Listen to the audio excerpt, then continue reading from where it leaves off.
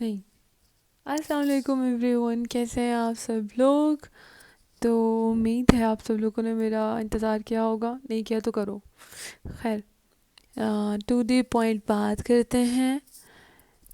تو let's start with another flow and with another experience chapter phase what ever you can call the episode 2. وہ ایک بار پھر آسمان کو دیکھ رہے تھے جہاں بادل نظر آ رہے تھے، روئی کے گالوں جیسے حرکت کرتے بادل، اور وہ سب بادل وہاں جمع ہو رہے تھے جہاں وہ کھڑے تھے. پھر اس نے آسمان پر بارش کا پہلا قطرہ دیکھا. اس نے ہاتھ بڑھا کر اسے اپنی ہتھیلی پر لیا. اس قطرے کو دیکھ کر دوبارہ ہنستے ہوئے آسمان کی طرف اچھال دیا. اس بار وہ قطرہ اوپر جا کر اکیلا واپس نہیں آیا تھا، وہ بہت سارے دوسرے قطروں کو لے کر آیا تھا. بہت سارے نرم لمس کے گدگدانے والے قطرے. بارش برس رہی تھی اور وہ دونوں بچوں کی طرح ہنس رہے تھے، کھلکھلا رہے تھے اور پانی کے ان دونوں قطروں کو اپنے ہاتھوں سے پکڑ کر ایک دوسرے پر اچھال رہے تھے. وہ جیسے شفاف موتیوں کی طرح بارش تھی جو ان کے ہاتھ اور ان کے جسم کی ایک جنبش پر اور ان کے بالوں اور لباس سے الگ ہو کر دور جا گرتے.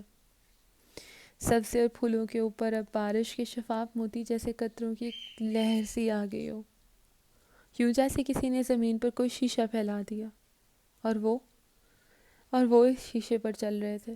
ان کو اپنے سائے میں لیے وہ رکتے، ہاتھ ملاتے، وہ آسمان پر بادلوں کو ایک جگہ سے دوسری جگہ پر بھیجتے ہوئے پھر اپنی طرف بلاتے، اور وہ آسمان کو جیسے پانی سے مصور ہی کر رہے تھے. پھر جیسے وہ اس کھیل سے تھک گئی، وہ رکی، بارش تھمی، زمین سے پانی کے قطرے غائب ہونے لگے، اور پھر بادل چند ساتوں میں صاف نظر آیا، یوں جیسے وہاں کبھی بادل کی نام و نشان ہی نہیں تھا. وہ اب اس کا ہاتھ پکڑ رہا تھا. اس نے چونک کر اسے دیکھا. تمہیں کچھ دکھانا ہے؟ مسکرایا. کچھ اور بھی؟ اس کی خوشی کچھ اور بڑھی. ہاں، کچھ اور بھی. اس کی استباعت میں بات کرتے ہوئے کیا؟ اس نے بے اختیار اس سے پوچھا تھا اور وہ خاموشی سے مسکرا دیا. کیا؟ اس نے بچوں کی طرح اصرار کیا. وہ پہلے سے زیادہ پورا اصرار انداز میں مسکرایا تھا. وہ اس کا ہاتھ پکڑے اسی ننھے راستے کی طرف جا رہا تھا، اور پھر ان دونوں کو دور سے گزرنے کے کچھ نظر آنے لگا. سالار ہڑبڑا کر آنکھ کھلی. کمرے میں مکمل تاریکی تھی. وہ فوری طور پر سمجھ نہیں سکا کہ وہ کہاں ہے. اس کی سماعتوں نے دور کہیں کسی مسجد سحری کے آغاز کا اعلان کیا تھا. اس کمرے کے گھپ اندھیرے میں کہیں کھلی آنکھوں کے کھوجتے ہوئے سے اگلا خیال اس خواب میں امامہ کا آیا تھا. وہ کوئی خواب دیکھ رہا تھا جس سے وہ بیدار ہوا تھا، مگر خواب میں وہ امامہ کو کیا دکھانے والا تھا اسے کچھ یاد نہیں تھا. امامہ اس کے دل کی دھڑکن جیسے ایک لمحے کے لیے رکی. وہ کہاں تھی؟ کیا پچھلی رات ایک خواب تھی؟ وہ یکدم جیسے کرنٹ کھا کر اٹھا. اپنی رکی سانس کے ساتھ اس نے دیوانہ وار اپنی بائیں جانب بیڈ ٹیبل لیمپ کا سوئچ آن کیا. کمرے کی تاریکی جیسے یکدم چھٹ گئی. اس نے برق رفتاری سے پلٹ کر اپنی داہنی جانب دیکھا اور پرسکون ہو گیا. اس کی رکی سانس چلنے لگی اور وہی تھی. وہ ایک خواب سے دوسرے خواب میں داخل نہیں ہوا تھا. وہ یکدم ہونے والے بیڈ سائڈ ٹیبل لیمپ کی تیز روشنی پر امڑنے والے امامہ نے نیند میں بے اختیار اپنے ہاتھ اور بازو کی پشت سے اپنی آنکھوں اور چہرے کو ڈھانپ لیا تھا. سالار نے پلٹ کر لیمپ کی روشنی کو ہلکا کر دیا اور وہ اسے جگانا نہیں چاہتا تھا. وہ اسے چند فٹ کے فاصلے پر تھی، گہری پرسکون نیند میں. اس کا ایک ہاتھ تکیے پر اور اس کے چہرے کے نیچے دبا ہوا تھا، اور دوسرا اس وقت اس کی آنکھوں کو ڈھانپے ہوئے تھا. اس کی ادکلی ہتھیلی اور کلائی پر مہندی کے خوبصورت نقش و نگار، مٹتے ہوئے نقش و نگار، لیکن اب بھی اس کے ہاتھوں اور کلائیوں کو خوبصورت بنائے ہوئے تھے. سالار کو یاد آیا کہ وہ مہندی کسی اور کے لیے لگائی گئی تھی. اس کے ہونٹوں پر ایک مسکراہٹ آئی. اس نے بے اختیار چند لمحوں کے لیے آنکھیں بند کی. کسی اور کے لیے۔ پچھلی ایک شام ایک بار پھر کسی فلم کی طرح اس کی آنکھوں کے سامنے سیکنڈ کے 1000ویں حصے میں گزر گئی۔ اس نے سیدہ اماں کے صحن میں اس چہرے کو 9 سال کے بعد دیکھا، اور 9 سال کہیں غائب گئے ہو گئے تھے۔ وہ ذرا آگے جھکا اور اس نے بڑی نرمی سے اس کے ہاتھوں کو اس کے چہرے سے ہٹا دیے۔ بیڈ سائڈ ٹیبل لیمپ کی زرد روشنی میں اس سے چند انچ دور وہ اس پر جھکا، اسے دیکھتا رہا، اور وہ گہرے سانس لیتی رہی، جیسے اسے زندگی دے دی تھی۔ اسے دیکھتے ہوئے وہ جیسے کسی طلسم میں پہنچا ہوا تھا۔ بے حد غیر محسوس انداز میں اس نے امامہ کے چہرے پر آئے کچھ بالوں کو اپنی انگلیوں سے بڑی احتیاط سے ہٹایا تھا۔ امامہ کی آنکھ الارم کی آواز سے کھلی تھی اور بندی آنکھوں کے ساتھ لیٹے لیٹے بیڈ سائڈ ٹیبل پر پڑے اس الارم کو بند کرنے کی کوشش کی تھی، لیکن الارم بند ہونے کے بجائے نیچے کارپٹ پر گر گیا۔ امامہ کی نیند یکدم غائب ہو گئی تھی۔ الارم کی آواز جیسے اس کے سر پر سوار ہونے لگی تھی۔ وہ کچھ جھنجھلا کر اٹھی، بیڈ سائڈ ٹیبل لیمپ آن کر کے وہ کمبل سے نکلی اور بے اختیار کپ کپائی۔ سردی بہت، اس نے کمبل ہٹاتے ہوئے بیڈ کی پائنی کی طرف اپنی اونی شال ڈھونڈنے کی کوشش کی، وہ وہاں نہیں تھی۔ وہ جھک کر کارپٹ پر دیکھا، اسے یاد آیا کہ شال تو رات کو صوفے پر رکھی تھی، لیکن اس وقت وہ بیڈ روم سے نکلنے کی ہمت نہیں کر پائی۔ الارم اب بھی بج رہا تھا مگر نظر اب بھی نہیں آ رہا تھا۔ اس کی جھنجھلاہٹ بڑھ گئی تھی تبھی اس نے اچانک کوئی خیال آنے پر سالار کے بستر کو دیکھا۔ وہ خالی تھا، جیسے اسے یکدم یاد آیا کہ وہ کہاں تھی۔ جھنجھلاہٹ ایک دم غائب ہو گئی اور ساتھ ہی الارم کی آواز بھی۔ یہ سحری کا وقت تھا۔ وہ دوبارہ اپنے بیڈ پہ بیٹھ گئی اور کمبل کے ایک کونے سے اس نے اپنے کندھے ناپنے کی کوشش کی اور اس کے جسم کی کپکپاہٹ کچھ کم ہوئی۔ اس نے پہلی بار اپنے بیڈ سائڈ ٹیبل پر پڑی چیزوں کو غور سے دیکھا۔ وہاں رات کو سالار نے گھڑی رکھی تھی، لیکن اب وہاں موجود نہیں تھی، اور ایک چھوٹا رائٹنگ پیڈ اور پین بھی تھا۔ پاس ہی کارڈ لیس فون تھا، پانی کی ایک چھوٹی سی بوتل بھی وہیں تھی، اور اس کے پاس اس کا سیل پڑا تھا۔ اسے ایک بار پھر الارم کا خیال آیا۔ اسے یاد آیا کہ اس نے الارم نہیں لگایا تھا، یہ کام سالار کا تھا۔ شاید اس نے اپنے لیے الارم لگایا ہو۔ پھر جیسے اس کے ذہن میں ایک دھماکہ ہوا کہ بیڈ کی سائڈ جو رات کو اس نے سونے کے لیے منتخب کی تھی وہ سالار کا بستر تھا۔ وہ عادتاً دائیں طرف گئی تھی اور سالار اسے روک نہیں سکا تھا۔ وہ کچھ دیر چپ چاپ بیٹھی رہی، پھر اس نے بے حد ڈھیلے انداز میں اپنا سیل فون اٹھا کر ٹائم دیکھا، اور جیسے کرنٹ کھا کر اس نے کمبل اتار پھینکا۔ سحری ختم ہونے میں صرف 10 منٹ باقی تھے، اور سالار وہ الارم یقیناً اسے بیدار کرنے کے لیے لگا کر گیا تھا۔ اسے بے اختیار غصہ آیا اور اسے خود ہی جگا سکتا تھا جب تک وہ کپڑے تبدیل کر کے لاؤنج میں گئی، اس کا غصہ غائب ہو چکا تھا۔ کم از کم آج وہ اس سے خوشگوار موڈ سے ہی سامنا چاہتی تھی۔ سٹنگ ایریا کے ڈائننگ ٹیبل پر سحری کے لیے کھانا رکھا تھا، اور بہت تیزی سے کچن میں کھانے کے لیے برتن لینے گئی تھی، لیکن سنک میں 2 افراد کے استعمال شدہ برتن دے کر اسے دھچکا لگا تھا۔ وہ کھانا یقیناً فرقان کے گھر سے آیا تھا، اور فرقان کے ساتھ وہ کھا چکا تھا۔ اسے خواہ خوش فہمی ہوئی کہ آج اس کے گھر میں پہلی سحری ہوئی ہے تو وہ ضرور اسی کے ساتھ کرے گا۔ بوجھل دل کے ساتھ ایک پلیٹ لے کر وہ ڈائننگ ٹیبل پر آ گئی، لیکن وہ چند لقموں سے زیادہ نہیں لے سکی۔ اسے کم از کم آج اس کا انتظار کرنا چاہیے تھا، حالانکہ اس کے ساتھ کھانا چاہیے تھا۔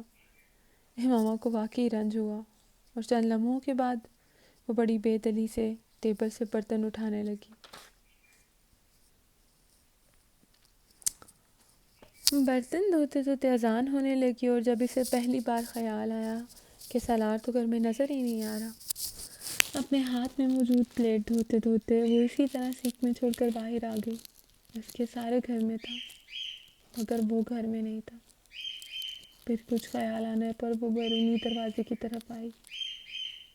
دروازہ مقفل تھا، لیکن ڈور چین سے ہٹی ہوئی تھی۔ وہ یقیناً گھر پر نہیں تھا، لیکن کہاں تھا یہ اس نے نہیں سوچا تھا۔ اس کی سنجیدگی میں مزید اضافہ ہوا، کہاں تھا وہ؟ اسے پچھلی رات کی ساری باتیں جھوٹ کا پلندہ لگی۔ واپس کچن میں آ کر وہ کچھ دیر بے حد بے دلی شکستگی کی کیفیت سے سنک میں پڑے برتنوں کو دیکھتی رہی۔ وہ محبوبہ سے بیوی بن چکی تھی، مکن اتنی جلدی تو نہیں۔ ناز برداری نہ صحیح، خیال تو کرنا چاہیے نا۔ اس کی آزردگی میں کچھ اور اضافہ ہوا۔ چند گھنٹوں کے اندر کوئی اتنا بدل سکتا ہے؟ مگر رات تو وہ اس کی رنجیدگی بڑھتی جا رہی تھی۔ یقیناً سب کچھ جھوٹ کہہ رہا ہوگا، بھلا میرا کچھ تو خیال کرتا۔ اور رنجیدگی اب صدمے میں بدل رہی تھی۔ وہ نماز پڑھ چکی تھی اور سالار کا ابھی بھی کوئی نام و نشان نہیں تھا۔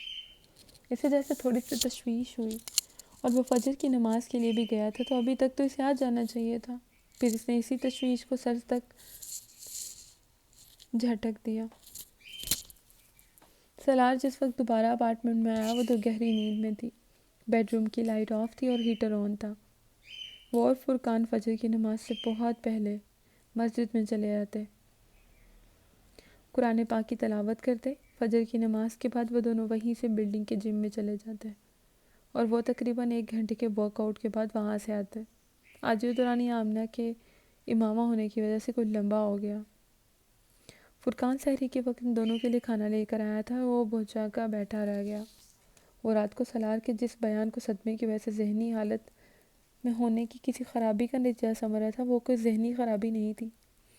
وہ اطمینان سے اس کے سامنے بیٹھا سحری کر رہا تھا، اور فرقان اسے رشک سے دیکھ رہا تھا، اور رشک کے علاوہ کوئی اس پر کر بھی کیا سکتا ہے؟ کیا ہوا؟ سالار نے سحری کرتے ہوئے اس کی اتنی لمبی خاموشی پر اسے کچھ حیرانگی سے دیکھا۔ فرقان اس کے سامنے بیٹھا یک ٹک اسے دیکھ رہا تھا۔ کیا ہوا؟ سالار نے سحری کرتے ہوئے اس کی اتنی لمبی خاموشی پر اسے کچھ حیرانی سے دیکھا۔ فرقان نے اس کے سامنے بیٹھا یک ٹک اسے دیکھ رہا تھا۔ تم نہ آج اپنی نظر اتارو۔ بلاخر فرقان نے اسے کہہ ہی ڈالا۔ اچھا؟ وہ ہنس پڑا۔ اس سے زیادہ احمقانہ بات کم سے کم اس گفتگو گو کے بعد کوئی کر نہیں سکتا تھا۔ میں مذاق نہیں کر رہا، فرقان نے اپنے گلاس میں پانی انڈیلتے ہوئے بے حد سنجیدگی سے کہا۔ جو کچھ ہوا ہے اسے سمجھنے سے زیادہ اسے ہضم کرنے میں بھی اسے دقت ہو رہی تھی۔ کسی کو بھی ہو سکتی تھی سوائے سامنے بیٹھے ہوئے اس شخص کے، جو اس وقت کانٹے کے ساتھ آملیٹ کا آخری ٹکڑا اپنے منہ میں رکھ رہا تھا۔ اگر کوئی صدقہ وغیرہ دے سکو تو وہ بھی بہتر ہے۔ فرقان نے اس کے رد عمل کو مکمل طور پر نظر انداز کرتے ہوئے کہا تھا۔ سالار اب بھی خاموش تھا۔ آمنہ سحری نہیں کرے گی؟ فرقان کو یکدم خیال آیا، سو رہی ہے وہ بھی، اور میں الارم لگایا ہوں، ابھی کافی وقت ہے سحری کا ٹائم ہونے میں۔ سالار نے کچھ لاپرواہی سے اس سے کہا۔ فرقان اب بس کر دو۔ اس سے بات کرتے کرتے وہ ایک بار پھر فرقان کی نظروں سے جلجلایا، اور پھر اسے ویسے ہی دیکھ رہا تھا۔ مجھے اس طرح آنکھیں پھاڑ کر دیکھنا بند کرو، اس نے اس بار کچھ خفگی سے فرقان سے کہا۔ تم بہت نیک آدمی ہو سالار، اللہ تم سے بڑا خوش ہے۔ وہ آملیٹ کا ایک اور ٹکڑا لیتے لیتے فرقان کی بات پر ٹھٹک گیا۔ اس کی بھوک یکدم ختم ہو گئی تھی۔ مزید ایک لفظ کہے بغیر اس نے پلیٹ پیچھے کر دی اور برتن اٹھا کر اندر کچن میں لے گیا۔ وہ خوشی، سرشاری، اطمینان، سکون، جو کچھ دیر پہلے جیسے اس کے پورے وجود سے چھلک رہا تھا، فرقان کے پلک جھپکنے سے اسے دھواں بن کر غائب ہوتے دیکھا۔ مسجد کی طرف جاتے ہوئے فرقان نے بالاخره سے پوچھ ہی لیا، اتنے چھپ کیوں ہو گئے ہو؟ وہ اسی طرح خاموشی سے چلتا آیا۔ میری کوئی بات بری لگی ہے؟ وہ اب بھی خاموش رہا، مسجد کے دروازے پر اپنے چوگرد اتار کر اندر جانے سے پہلے۔ اس نے فرقان سے کہا، مجھے تم سب کہہ لینا فرقان، لیکن کبھی نیک آدمی مت کہنا۔ امامہ کی آنکھ صبح 11 بجے سیل فون پر آنے والی ایک کال سے کھلی تھی۔ وہ ڈاکٹر سبت علی کی تھی۔ ان کی آواز سنتے ہی اس کا دل بھر آیا تھا۔ میں نے آپ کو نیند سے جگا دیا؟ وہ معذرت خواہ انداز میں بولے تھے، اور انہوں نے اس کی رنتی ہوئی آواز پر غور نہیں کیا تھا۔ نہیں، میں اٹھ گئی تھی۔ اس نے بستر سے اٹھتے ہوئے جھوٹ بولا تھا۔ اس کا حال احوال پوچھتے رہے اور بڑے بوجھل دل کے ساتھ تقریباً خالی ذہن کے عالم سے ہوں ہاں میں جواب دیتی رہی۔ چند منٹ اور بات کرنے کے بعد اس نے فون بند کر دیا۔ کال ختم کرتے ہوئے اس کی نظر اپنے سیل فون میں چمکتے ہوئے اس کے نام پر پڑی تھی تو وہ چونک اٹھی۔ اسے فوری طور پر یاد نہیں آیا کہ اس نے سالار کا نام اور فون نمبر کب محفوظ کیا۔ یقیناً یہ بھی اس کے ہسبینڈ کا ہی کام ہوگا اور اس نے اس کا SMS بھی پڑھنا شروع کیا۔ پلیز جاگنے کے بعد مجھے میسج کرنا، مجھے ضروری بات کرنی ہے۔ اسے نہ جانے کیوں اس کا میسج پڑھ کر غصہ آیا اور بڑی جلدی یاد آ گئی۔ وہ میسج کا ٹائم چیک کرتے ہوئے بڑبڑائی، وہ شاید 10:30 پر آیا تھا۔ اگر آفس جاتے ہوئے اسے میں یاد نہیں آئی تو آفس میں بیٹھ کر کیسے آ سکتی ہوں؟ وہ اس وقت اس سے جی بھر کر بدگمان ہو رہی تھی اور شاید وہ ٹھیک ہی ہو رہی تھی۔ پچھلی رات اس کے لیے چیف گیسٹ تھی اور اگلی صبح ہی وہ اس کے ساتھ بن بلائے مہمان جیسا سلوک کر رہا تھا۔ کم از کم ماما اس وقت یہی محسوس کر رہی تھی، اور وہ اس وقت وہ باتیں سوچ رہی تھی جو سالار کے وہم و گمان میں بھی نہیں تھی۔ وہ کچھ عجیب سے انداز میں خود ترسی کا شکار ہو رہی تھی۔ اس نے کمبل طے کر کے بستر پہ ٹیک کیا اور بیڈ روم سے باہر نکل آئی۔ اپارٹمنٹ کی خاموشی نے اس کی اداسی میں مزید اضافہ کیا۔ کھڑکیوں سے سورج کی روشنی اندر آ رہی تھی اور کچن کے سنک میں وہ برتن ویسے ہی موجود تھے جس طرح سے وہ چھوڑ کر آئی تھی۔ وہ بے حد بے دلی سے اپنے کپڑے نکال کر نہانے چلی گئی۔ واش روم سے باہر نکلتے ہی اس نے سب سے پہلا سیل فون چیک کیا تھا اور وہاں کوئی میسج نہ تھا، نہ کوئی مس کال۔ چند لمحے فون پکڑے بیٹھی رہی اور پھر اس نے اپنی ساری انا اور سارے غصے کو بالائے طاق رکھ کر اسے میسج کر دیا۔ اس کا خیال تھا وہ اسے فوراً کال کرے گا، لیکن اس کا یہ خیال غلط ثابت ہوا تھا۔ 5 منٹ، 10 منٹ، 15 منٹ، اور اس نے اپنی انا کو کچھ اور مٹی کرتے ہوئے اسے میسج کیا۔ بعض دفعہ میسج پہنچتے بھی تو نہیں ہے نا۔ اس نے اپنی عزت نفس کی ملامت سے بچنے کا بے حد کمزور تعویل پیش کی تھی۔ آج کل ویسے بھی نیٹ ورک اور سکنس کا اتنا زیادہ مسئلہ ہے کہ بس۔ عزت نفس نے اسے جواب میں ڈوب مرنے کے لیے کہا تھا۔ ارے بیٹا، میں تو کب سے تمہارے فون کے انتظار میں بیٹھی ہوں، تمہیں اب یاد آئی سعیدہ اماں کی؟ سعیدہ اماں نے اس کی آواز سنتے ہی گلا کیا تھا۔ اس نے جواباً بے حد کمزور بہانے پیش کیے۔ سعیدہ ابا نے اس کی وضاحتوں پر غور نہیں کیا۔ سالار ٹھیک تو ہے نا تمہارے ساتھ؟ انہوں نے سوال کے مضمرات کا اس صورتحال میں سوچے سمجھے بغیر پوچھا تھا۔ ارے ماما کے صبر کا تو جیسے پیمانہ ہی لبریز ہو گیا تھا۔ کیا ہوا ہے بیٹا؟ ارے اس طرح کیوں رو رہی ہو؟ میرا تو دل گھبرانے لگا ہے۔ کیا ہو گیا آمنہ؟ سعیدہ ماں کو تو جیسے ٹھنڈے پسینے آنے لگے۔ سالار نے کچھ کہہ دیا ہے کیا؟ سعیدہ ماں کو سب سے پہلا خیال یہی آیا تھا کہ مجھے اسے شادی نہیں کرنی چاہیے تھی۔ ماما نے ان کا سوال کا جواب دیے بغیر کہا۔ سعیدہ اماں کی تو حواس باقی میں مزید اضافہ ہو گیا۔ اور کیا وہ اپنی پہلی بیوی کی باتیں کرتا رہا ہے تم سے؟ سعیدہ اماں نے سالار کے حوالے سے لاحق واحد خدشے کا بے اختیار ذکر کیا۔ پہلی بیوی؟ امامہ نے روتے ہوئے کچھ حیرانی سے پوچھا، لیکن سالار کے لیے اس وقت اس کے دل میں اتنا غصہ بھرا ہوا تھا کہ اس نے بلا سوچے سمجھے سعیدہ اماں کے خدشے کی تصدیق کر دی۔ جی ہاں، اور روتے روتے اس بات کا جواب دیا۔ سعیدہ اماں کے سینے پر تو جیسے گھونسا لگا۔ یہ خدشہ تو انہیں تھا کہ لیکن ان کا خیال تھا کہ وہ اپنے گھر لے جاتے پہلے دن تو وہ کم سے کم اپنی اس کئی سال پرانی منقوہہ کا ذکر نہیں کرے گا۔ امامہ کو سالار پر کیا غصہ آنا تھا جو سعیدہ اماں کو آیا تھا؟ انہیں تو ایک دم سے پچھتاوا ہوا تھا۔ باقی کیا ضرورت ہے یوں راہ چلتے کسی بھی 2 ٹکے کے آدمی کو پکڑ کر یوں اس کی شادی کر دینے کی؟ انہوں نے تو جیسے پچھتاتے ہوئے سوچا تھا۔ تم فکر نہ کرو، میں خود سبتلی سے بات کروں گی۔ اور بہت غصے میں انہوں نے کہا۔ سعیدہ ماں سے بات کرتے ہوئے اتنی دیر میں پہلی بار بہت اچھا محسوس کر رہی تھی۔ یوں جیسے کسی نے اس کے دل کا بوجھ ہلکا کر دیا. اسے اس وقت جس متعصب جانبداری کی ضرورت تھی انہوں نے اسے وہ دے دی تھی. ان سے بات کرتے ہوئے روانی اور فراوانی سے بہنے والے آنسو اب یکدم خشک ہو گئے تھے.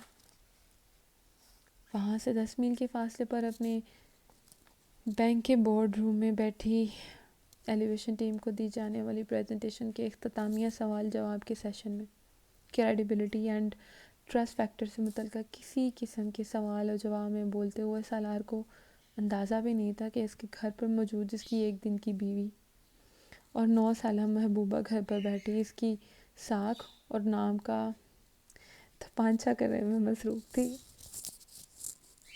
اور اس وضاحت کی اس ایلیویشن کی ٹیم سے زیادہ اس کو ضرورت تھی. سونا ہو گیا، رونا بھی ہو گیا، اب اور کیا رہ گیا تھا؟ امامہ نے ٹیشو پیپر سے آنکھیں اور ناک رگڑتے ہوئے بالآخر ریسیور رکھتے ہوئے سوچا. اسے کچن کے سنک میں پڑے برتنوں کا خیال آیا. بڑی نیم تلی سے کچن میں گئی اور ان برتنوں کو دھونے لگی. وہ شام کے لیے اپنے کپڑے نکالنے کے لیے ایک بار پھر بیڈ روم میں آ گئی اور تب بھی اس نے اپنا سیل فون بجتے سنا. جب تک وہ فون کے پاس پہنچی فون بند ہو چکا تھا اور وہ سالار تھا. اس کے بیل پر اس کی یہ 4تھی مسڈ کال تھی اور وہ سیل ہاتھ میں لیے اس کی اگلی کال کا انتظار کرنے لگی. کال کے بجائے اس کا میسج آیا اور اسے اپنے پروگرام میں تبدیلی کے بارے میں بتا رہا تھا. اور ڈاکٹر سبز کی ڈرائیونگ 1 گھنٹے تک اسے وہاں ڈاکٹر صاحب کے گھر لے جائے گا اور افطار کے فوراً بعد سیدھا وہ گھر آنے والا تھا. چند لمحوں کے لیے اس کا دل چاہے وہ فون کو دیوار پر دے مارے لیکن اس نے اپنا فون رکھا تھا اور سالار کو کیا فرق پڑنا تھا اس سے. وہ اس سے اس رات کو اتنا لمبا چوڑائی سے ہارے محبت نہ کرتا تو ہوا جس سے توقعات کا یہ امبال لگا کر نہ بیٹھی ہوتی. لیکن سالار کے ہر جملے نے اسے لاشعوری طور پر پچھلی رات اپنے دامن کے ساتھ ایک گرہ باندھ لی تھی اور گرہوں سے بھرا ہوا دامن اب اسے بری طرح سے تنگ کرنے لگا تھا. ڈاکٹر ثبت علی گھر پر نہیں تھے اور آنٹی کلثوم نے بڑی گرم جوشی سے اس کا استقبال کیا. وہ بھی جس حد تک مصنوعی خوش و خرم اور اطمینان کا مظاہرہ کر سکتی تھی کرتی رہی. آنٹی کے منع کرنے کے باوجود وہ ان کے ساتھ مل کر افطار اور ڈنر کی تیاری کرواتی رہی. ڈاکٹر ثبت علی افطار سے کچھ دیر پہلے آئے اور انہوں نے امامہ کی سنجیدگی نوٹ کی تھی مگر اس کی سنجیدگی کا تعلق سالار سے نہیں جڑا تھا. وہ جوڑ بھی کیسے سکتے رہے؟ سالار افطار کے تقریباً آدھا گھنٹہ بعد آیا اور امامہ سے پہلی نظر ملتے ہی سالار کو اندازہ ہو گیا تھا کہ سب کچھ ٹھیک نہیں ہے اور اس کی غیر مقدمی مسکراہٹ کے جواب میں مسکرائی تھی اور نہ ہی ڈاکٹر ثبت علی اور ان کی بیوی کی طرح گرم جوشی سے اس کے سلام کا جواب دیا تھا. بس نرم نظریں چرا کر لاؤن سے اٹھ کر کچن میں چلی گئی اور ایک لمحے کے لیے سالار کو لگا جیسے اس سے غلط فہمی ہوئی ہے. آخر وہ اسے کس بات پر ناراض ہو سکتی ہے؟ وہ ڈاکٹر ثبت علی کے پاس بیٹھا ان سے باتیں کرتا رہا اپنے ذہن میں پچھلے 24 گھنٹوں کے واقعات کو دہراتا اور کوئی ایسی چیز ڈھونڈنے کی کوشش کرتا جو امامہ کو خفا کر سکتی تھی. اسے ایسی کوئی چیز یاد نہیں آئی. ان کے درمیان آخری گفتگو رات کو ہوئی تھی. اس کے بازوؤں پر سر رکھے باتیں کرتی سو گئی تھی. خفا ہوتی تو وہ الجھ رہا تھا. کم از کم میں نے ایسا کچھ نہیں کیا جو اسے برا لگے. شاید کوئی ایسی بات ہوئی ہو. سالار نے خود کو بری جمع قرار دیتے ہوئے سوچا. لیکن یہاں کیا بات ہو سکتی؟ کیا بات ہوئی ہوگی؟ شاید میں کچھ ضرورت سے زیادہ حساس ہو کے سوچ رہا ہوں. غلط فہمی بھی ہو سکتی ہے مجھے. اب خود کو تسلی دیتا ہے اس کی چھٹی ہی سب اسے اشارہ دے رہی تھی. وہ بے شک اس سے 9 سال بعد ملا تھا مگر 9 سال پہلے دیکھے جانے والا اس کا ہر موڑ اس کے ذہن پر رجسٹر تھا. وہ ماما کے اس موڈ کو بھی جانتا تھا. ڈنر ٹیبل پر زیادہ تر گفتگو ڈاکٹر ثبت علی اور سالار کے درمیان ہوئی اور وہ آنٹی کے ساتھ وقفے وقفے سے سب کو ڈشز سرو کرتی رہی. خاموشی اب بھی برقرار تھی اور وہ ڈاکٹر ثبت علی کے ساتھ مسجد میں تراویح پڑھنے آیا اور حفظ قرآن کے بعد آج پہلی بار تراویح کے دوران اٹکا. 1 بار نہیں 2 بار. اس نے خود کو سنبھال لیا تھا لیکن وہ بار بار ڈسٹرب ہو رہا تھا. 10:30 بجے کے قریب ڈاکٹر ثبت علی کے گھر سے سیدہ اماں کے گھر جانے کے لیے نکلے تھے لیکن سالار نے بارآخر اس سے پوچھ ہی لیا. تم کیا مجھ سے خفا ہو؟ کھڑکی سے باہر دیکھتے وہ چند لمحوں کے لیے ساکت ہوئی، پھر اس نے کہا، میں تم سے کیوں خفا ہوں گی؟ وہ بدستور کھڑکی کی طرف گردن موڑے باہر دیکھ رہی تھی۔ سالار کچھ مطمئن ہوا۔ ہاں میں بھی سوچ رہا تھا کہ ایسی تو کوئی بات نہیں ہوئی جس پر تمہارا موڈ آف ہوتا۔ کھڑکی سے باہر دیکھتے ہوئے ماما نے اس کی بات سنی اور اس کی برہمی کچھ اور بڑھی۔ یعنی میں عقل سے پیدل ہوں جو بلا وجہ اپنا موڈ آف کرتی پھر رہی ہوں؟ اس نے میرے رویے اور حرکتوں کا نوٹس ہی نہیں لیا۔